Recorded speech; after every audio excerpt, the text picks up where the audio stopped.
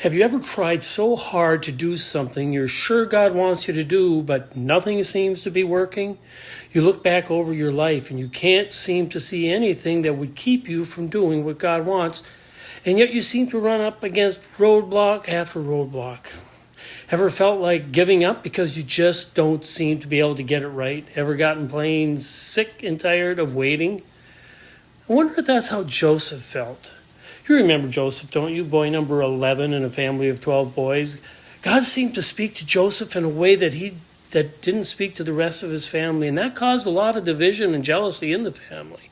So much so that his brothers attacked Joseph, put him in a pit, and sold him into slavery. They brought his coat of many colors back to his father full of blood, saying that he'd been killed by a wild animal. I wonder what Joseph thought as he was in the pit waiting to be sold into slavery. Did he think back to the dreams God had given him about how God would do mighty things through him?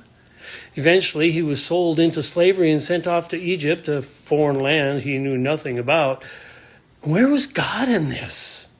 Joseph was assigned to one of the Egyptian leaders, and while there became a trusted servant of the leader and put in charge of the entire household, until he was accused of rape and sent off to prison. I wonder what he thought about it in the prison cell. Did he think back to the times that he had tried to do God's will? Did he wonder where God was in all of this because he couldn't think of one thing that would keep God from doing what God promised? After sitting in jail for a while, he was eventually brought before Pharaoh, and because he could interpret the Pharaoh's dream, he was placed in the second highest position in Egypt. Eventually, though, because of severe famine, Joseph was reunited with his family and brought them to live with him in the lush plains of Egypt. Suddenly, all of the waiting made sense. Joseph said to his brothers, "The things you did to me were meant for evil, but God planned them for good." That's grace. Grace can turn the evil things in the world into good things because God is in control. Sometimes we just have to learn to wait. We don't always see his plans, but if we trust in him, we can know that eventually his plans will come true.